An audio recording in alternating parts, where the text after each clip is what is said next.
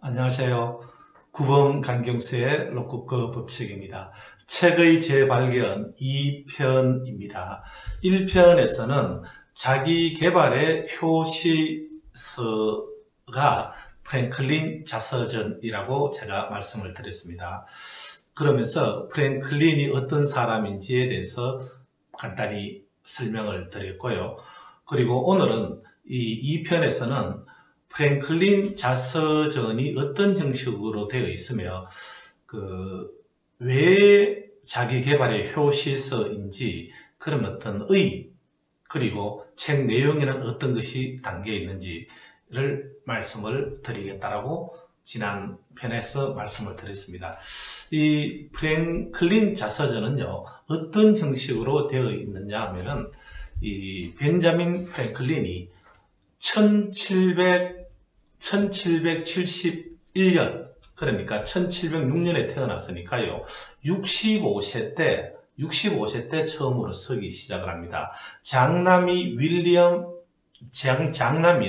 윌리엄 프랭클린에게 자기 아들에게 편지 형식으로 쓰는 형태로 시작이 되어지는데, 벤자민 프랭클린이 78세 되던 해에 이 책을 다시 쓰기 시작을 합니다. 왜 다시 쓰기 시작을 하냐면요, 그때까지 두 통의 편지를 받는데, 첫 편지는요, 에이벌 제임스라는 이 친구에게서 받고, 또 다른 한 통의 편지는 벤자민 보건이라는 영국의 정치가로부터 편지를 받는데, 그 편지가 소개가 되어 있습니다. 이 책 안에요.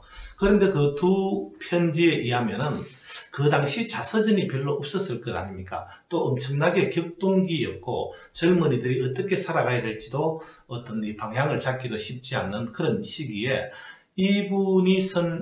프랭클린이 쓴 이 자서전이 젊은이들에게 엄청나게 도움이 되어질 수 있고, 그런 책이라는 거죠.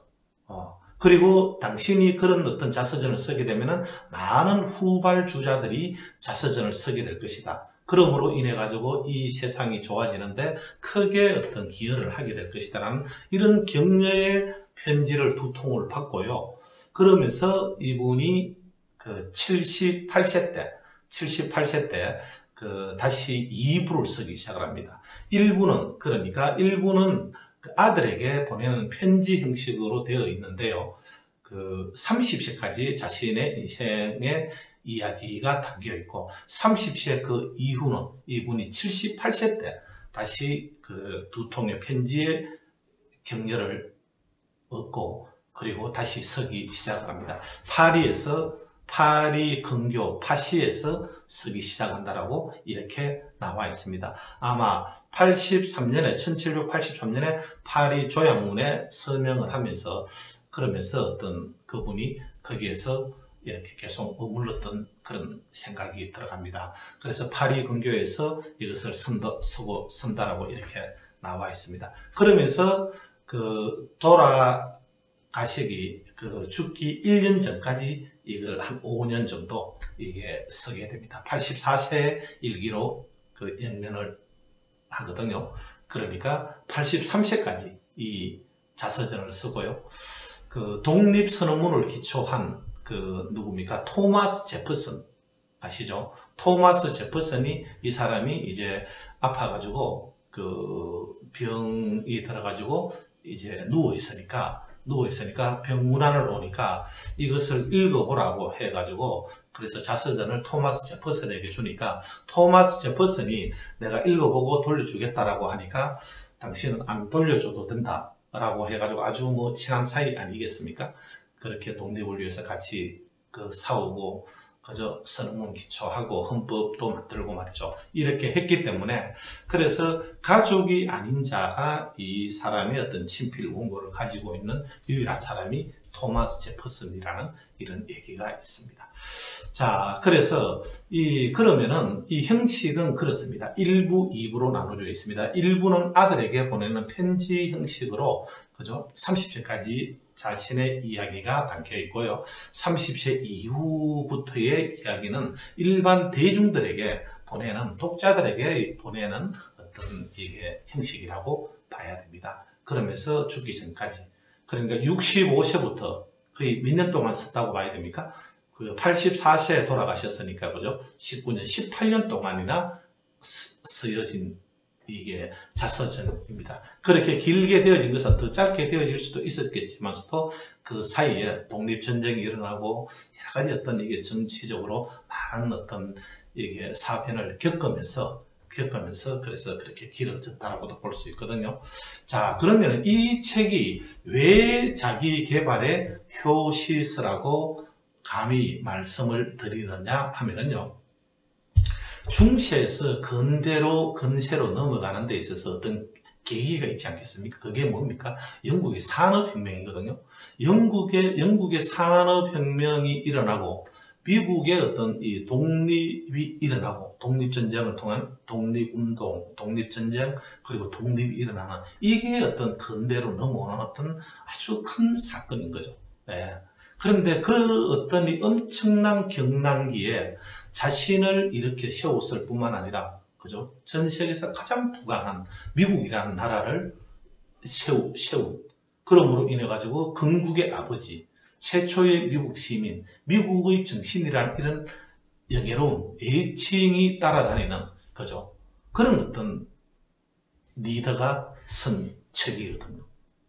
거기에다가 그런 리더가 쓴 책일 뿐만 아니라 그 당시는, 그죠? 이 중세에서 근세로 넘어가는 그 시기에는, 그죠? 내가 누구인지가 중요했겠습니까? 아버지가 누구인지가 중요했겠습니까? 아버지가 누구인지가 더 중요하지 않았겠습니까? 그런데 그런 아버지가 누구인지가 더 중요한 그런 시대에 아무리 뛰어난 재능을 가지고 태어났다 하더라도요, 고등학교 1년의 어떤 수학의 학력밖에 없는 사람이, 그죠? 그렇게 어떤 미국의 3대 문서에 서명을 하고, 그죠? 돌아가실 때는 국장으로 돌아가는 그런 어떤 위인이 되어졌다는 것은 자기 개발을 하지 않고서는, 그죠? 또 이분은 자기 개발을 통해서 그렇게 되어졌다라고 얘기하시는 분이니까요. 네. 없는 거죠. 그런 사람들이. 물론 어떤 이게 많은 분들이 말이죠. 어떤 이게 자기가 알고 있는 지식, 정약용시고 이런 어떤 뭐 이렇게 쓴 그런 책들은 많이 있지만은 그냥 자신의 인생을 이렇게 그저 자서전 형식으로 자기 개발서적으로 이렇게 쓴 것은 그 전에는 이렇게 제가 알기로는 이렇게 기억이 나지를 않거든요. 그래서 이 책이 자기 개발의 효시서라고 할 수 있다는 거죠. 예. 자기 개발했던 그런 정수라고 이렇게 볼 수가 있습니다. 자, 그리고 그러면 이 안에는 어떤 내용이 들어있느냐는 거죠. 어떤 내용이 들어있느냐 하면은 어떤 이게 그 자서전을 이렇게 읽어보면은 거죠. 자서전을 읽어보면은 자신의 어떤 그죠. 좋은 것, 이런 것들만 이렇게 많이 이렇게 있지 않습니까? 있어도 또 잘못된 것도 말이죠. 그 약간 이 미화하고 그런 게 많은데 이분은 자신이 어떤 자식에게 이렇게 편지를 쓰는 형식으로 해가지고 있는 그대로 진짜 써놔놨다는 거죠. 처음에는 저는 이걸 처음에 한번 읽을 때는 말이죠. 이 책이 그렇게 위대한가에 대해서 이렇게 특별한 어떤 그런 아주 특별한 느낌은 없었는데, 평범하구나, 이런 생각을 했었습니다. 그런데 이제 지금 관점에서 보면은, 지금 상황에서, 시대 상황에서 보면은 이런 책들이 얼마든지 이것보다 더 훌륭한 책들도 있을 수 있지만 그 시기, 18세기 어느 철학자는 뭐라고 얘기했냐면은 영미 문학의, 수필 문학의 최고봉이라고 그랬어요. 이 책이. 영미 수필 문학의 18세기 얘기했다니까요. 그 당시 상황으로 볼 때, 관점으로 볼 때 이런 책이 쓰여졌다는 것은 대단하다는 거죠. 그리고 이제 그 안에 있는 그 내용이 말이죠. 진짜 어떤 자신의 과오를 있는 그대로 이야기를 이렇게 한다니까요. 예를 들어가지고 말이죠. 어떤 게 있냐면은 이 토론을 좋아했습니다. 토론을 좋아하다 보니까 서로 어떤 이게 토론하다 보니까 어떤 격론이 되어지고 서로 어떤 마음을 상하게 하는 그런 경우가 많지 않겠습니까? 그런데 여기 28페이지에 보면은요. 28페이지에 보면은 제가 한번 읽어보도록 하겠습니다. 책을 소개하니까요. 예, 편안하게 한번 읽어보겠는데요. 거기 토론을 하다 보니까 남하고 이렇게 많이 다투고 이렇게 하다 보니까 28페이지 보면 이런 얘기가 나옵니다. 토론을 좋아하는 경향은 악습이 되기 쉽고 남을 꺾으려고 하기 때문에 남의 말에 반발하는 데만 정신을 쏟기 일쑤이고 흔히 사귀기 까다로운 사람이 되기 쉽다. 이렇게 이제 늙어가지고 젊은 날을 돌이켜보니까 그런 게 이제 느껴지는 거죠. 자신에 대해서 느껴지고 말이죠. 그렇게 하면서 이 사람이 또 이렇게 씁니다. 35페이지에 가보면요. 그리하여 무엇이든 덮어놓고 반박하거나 반대하며 대드는 것을 피하고 소크라테스의 논법에 따라 상대방의 말에 겸손하게 질문을 하거나 의문을 표시하는 방법을 쓰기로 하였다. 그러면서요, 가장 겸손한 말로 내 의견을 말하는 습관을 갖게 되었다. 가령 꼭이라든지 의심할 여지 없이 따위와 같은 의견의 단정을 내리는 느낌을 주는 말은 전혀 쓰지 않게 되었다. 그 대신 나는 이러이러하다고 생각한다. 글쎄 내게는 그렇게 생각된다. 그렇기 때문에 나는 이렇게 생각한다. 나는 이렇게 되리라고 믿는데 만일 내게 잘못이 없다면 이러할 것이다. 하는 투의 말을 쓰게 되었다. 라고 하거든요. 이게 소통에서 무슨 메시지라고 그러죠? I 메시지라고 하거든요. I 메시지. 진짜 누가 자기한테 그렇게 가르쳐줘서 그런 것이 아니고요. 그런 어떤 삶의 경험칙을 통해, 삶의 경험을 통해 가지고, 그죠? 유 메시지를 쓰게 되면은, 그죠? 너는 어떤 건 잘못됐어. 이런 메시지가 유 메시지거든요. 그렇게 하면 안 돼, 너는. 그죠? 자신의 충고, 판단, 충고, 이런 걸 돌려주는 것은 유 메시지라고 그래요. 그런데 어떤 나는 이렇게 생각한다. 나의 생각과 느낌만을 전달해주는 이런 화법을 I 메시지라고 하거든요. 저한테 강의를 들으신 분들은 잘 아실 겁니다. 그리고 또 룩쿠크 법칙에 U 메시지인가 I 메시지인가 라는 부분도 있습니다. 몇 감인지는 모르겠는데요. 그래서 I 메시지를 써야지만이 대인관계가 좋아지는 것을 알게 되었고 그런 것을 바로 실천을 했다는 거죠. 그죠? 어떤 어려움을 통해서 배움이 있었던 것이죠. 그리고 또 일생의 최초의 가오라고 하는데 그 10살에 그 아버지 일을 돕다가 12살에 배다른 형 인쇄소에 들어갔다라고 하지 않았습니까? 거기에 5년 동안 있으면서 형하고 많이 다툰 거죠. 그러면서 형한테 맞기도 하고 말이죠. 어떤 과음도 형이 지르고 말이죠. 때리고 이런 것을 당하면 자기가 대들고 이렇게 했다는 거죠. 그런데 이제 그 중에 하나가 뭐냐면은 너는 내한테 고용된 고용인이다. 라고 얘기하는데 프랭클린은 그렇지 않다. 나는 자유인이다. 이렇게 주장했다는 거죠. 그런데 돌이켜볼 때 형 말이 맞다는 거죠. 고용인이었다. 그런데 내가 왜 그렇게 대들고 했느냐. 그죠? 형이 그렇게 했기 때문에 자신한테 때리고 했기 때문에 자신이 그렇게 억지를 부렸다는 거죠. 억지를 부렸는데 그럼 형은 내한테 왜 그렇게 했느냐. 내가 아마도 거만하기 때문에 겸손하지 않고 이렇게 거만한 그런 그죠? 학력 1년밖에 안 되고, 10대 때, 그죠? 이 폭풍 노도의 그런 그죠? 이 시절에, 그렇지 않겠습니까? 예. 그러다 보니까 내가 겸손하지 않고 거만함이 있었기 때문에 형이 내한테 먼저 그랬을 것이다. 이런 얘기가 나옵니다. 그리고 또, 런던에 있었던 시기가 있다 그랬지 않습니까? 그쪽에 18, 19살 때 말이죠. 1년 6개월 동안 있는데 거기에 자기 동료 부인, 랄프라는 동료가 있었는데 이 부인에게 자기가 실수를 한 얘기가 나옵니다. 그 얘기가 몇 페이지에 나오느냐 하면요. 79페이지에 나오는데 제가 한번 읽어보도록 하겠습니다. 그러는 동안에 T 부인은 랄프 때문에 친구들과도 멀어지고 실업자가 되고 말았다. 그리하여 돈에 쪼달리자 그녀는 번번이 사람을 보내어 내가 융통할 수 있는 한의 돈을 구워가곤 했다. 그런데 나는 그녀와 가까이 지내는 게 차차 좋아지고 또 내가 그 여자에게는 대단히 중요한 존재라는 것을 이용해 그 여자에게 음흉한 짓을 하려고 하였다. 이것도 내 생에 있어서 과오 중의 하나이다. 나는 나는 종교적으로 속박을 받지 않고 있었다. 그래서 그녀와 성관계를 맺으려고 덤벼들었다. T 부인은 화를 내며 거절하였다. 그리고 랄프에게 이 사실을 모두 일러 바쳐버렸다. 라는 이런 이야기가 나옵니다. 참 서기 쉽지 않는 그런 이야기이지 않겠습니까? 그런데 이런 얘기도 고백이 되어져 있다는 거죠. 그래서 그 1년 8, 그런데 그 일을 어떻게 무마가 됐는지 압니까? 랄프가 그 사실을 알고 말이죠. 기분이 안 좋았겠죠. 안 좋은 정도였겠습니까? 그래서 랄프가 이렇게 얘기를 했다는 거죠. 네가 잘못을 했으니까 내가 너한테 줄 거 있는 이 돈을 전부 다 안 주는 걸로 그렇게 우리 퉁치자, 상쇄하자 이렇게 해가지고요. 자기가 받을 수 있는 돈을 하나도 못 받고 1년 8개월 동안 거기 있으면서 돈 하나도 못 벌었대요. 하나도 못 벌고 그런데 많은 경험을 하고 많은 것을 얻고 왔다라고 이렇게 얘기를 하거든요. 그리고 또 신부의 결혼 지참금에 대해서 어떤 또 이렇게 고백이 있는데 그것은 당시에 관행하고 현재 시각하고 좀 차이가 있을 수 있으니까 생략을 하도록 하겠습니다. 이런 그죠 어떤 이게 독서 토론 형과의 어떤 그쪽의 고용 관계 그리고 영국 생활 이런 데 있어서 자신의 어떤 저지른 과오에 대해서 있는 그대로 어떤 서술을 하고 그걸 통해 가지고 어떤 배움이 있다는 거죠. 배움. 그것을 그런 것들이 있으니까 제가 볼 때는 참 훌륭하다는 생각이 들고요.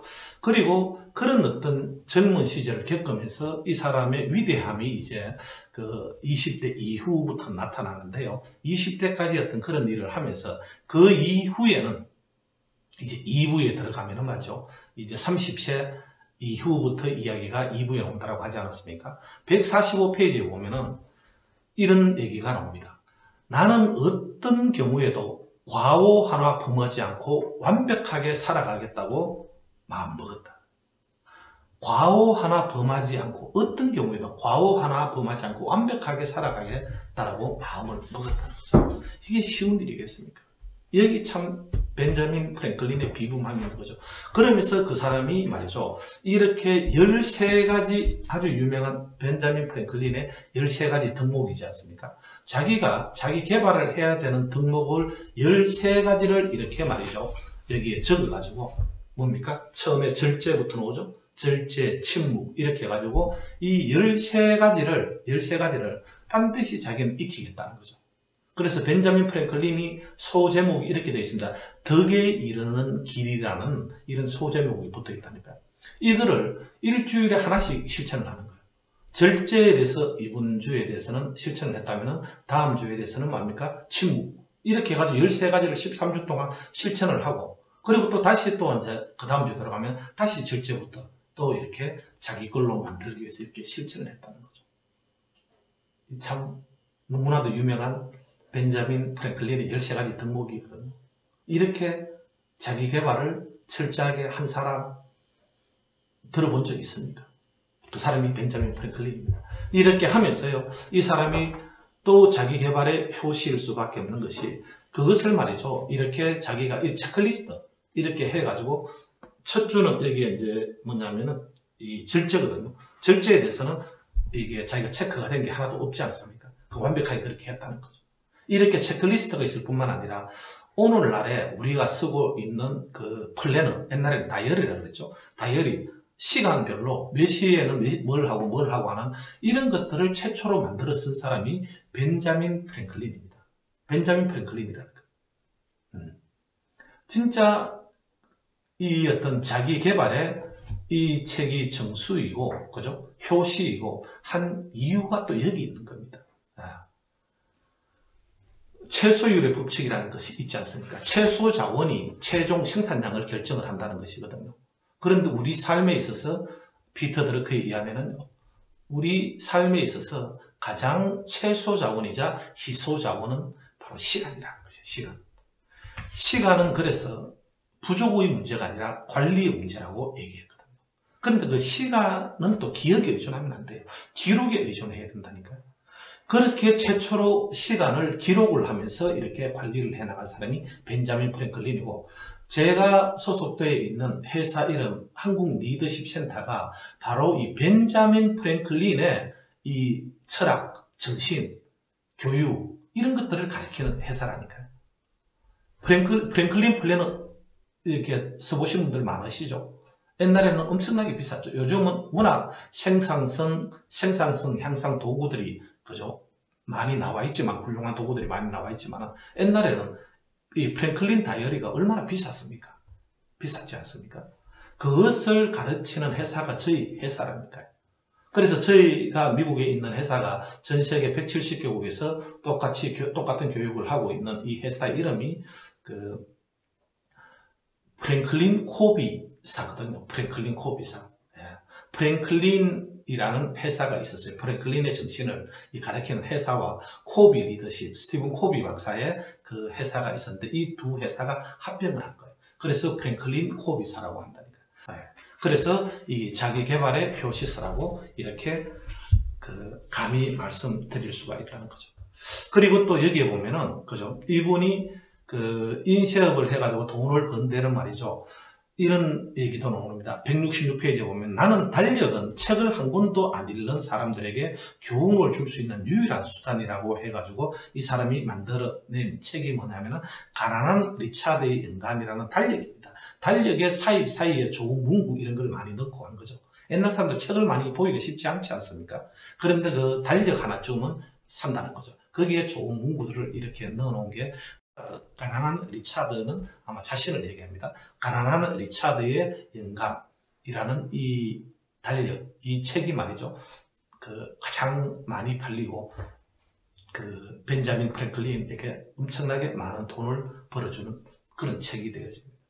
그리고 주의회에서 자신한테 반대하는 이 사람이 주의회 서기 시절에 반대하는 의원인데 그 사람을 자기 편으로 만드는 그런 얘기도 옵니다. 설득의 심리학, 구범강경수의 설득의 심리학 과정을 하신 분들은 제가 이 벤자민 프랭클린이 여기에 일관성의 법칙이라는 것을 사용을 해가지고 만든다라고 이렇게 말씀을 드렸습니다. 여러분들은, 그죠? 여러분들이 이렇게 도움을 많이 준 사람한테 결정적 순간에 도움을 받을 가능성이 많을까요? 여러분들을 계속 도와주는 사람이 또다시 결정적 순간에도 도움을 줄 가능성이 많을까요? 제가 보험회사 과장들, 이게 삼성생명의 이 보험회사 과장들, 팀장들 대상으로 해가지고 특강을 하러 간 적이 있는데 물어보니까 다들 후자라고 이렇게 하는 거예요. 네. 도움을 준 사람이 줄 가능성이 더 높다는 거죠. 그게 일관성의 법칙이에요. 그 일관성의 법칙을 활용을 해가지고 자신하고 좀 껄끄러운 이 관계에 있는 의원을 자기 편으로 만드는 이런 지혜를 합니다. 그런 얘기도 나오고요. 그리고 프랭클린이 공직에 임하는 그런 자세에 대한 이야기도 많이 나옵니다. 이런 위인이 1790년 84세의 일기로 능망령으로 이게 별세를 합니다. 이런 진짜 위인한 사람으로 인해 가지고 어떤 세상이 말이죠 더 이렇게 밝아지는지도 모르죠. 진짜 이 사람은 어떤 하늘이 내린 어떤 이게 타고난 그런 사람이라기보다는 진짜 후천적으로 자기 개발을 통해서 그렇게 간 사람이라는 거죠. 그래서 제가 책의 재발견 제1편, 2편에서 소개한 것이 프랭클린의 자서전이었습니다. 그리고 끝으로 책의 재발견 1편, 2편을 하고 느낀 점을 말씀을 드리도록 하겠습니다. 제가 동양고정과 리더십의 만남도 할 때도 말씀을 드린 적이 있습니다만 아는 것과 전달하는 것은 이게 차이가 있습니다. 그래서 이게 to teach is to learn twice라고 이야기했습니다. 남들에게 가르쳐 보는 것이, 강의해 보는 것이 자기 자신이 가장 많이 배우게 됩니다. to teach, 가르치는 것은 이제 to learn twice라고 이야기했거든요. 프랑스의 주베르가 이야기했습니다. 두 번 배우는 것이라고 이렇게 얘기했다니까요. 그냥 제가 여태까지는 동양고전과 마찬가지로 이런 책들도 제가 감상하고 그렇구나, 이런 의의가 있는 책이구나 그냥 읽고만 말았는데 이제 방송을 하려고 하니까 제가 좀 더 정리를 하고 하다 보니까 여러분들보다도 제가 더 많이 진짜 여기에 대해서 더 잘 정리를 하고 더 많이 배우게 되었다라는 말씀을 드리고 싶고요. 그리고 또 한 가지는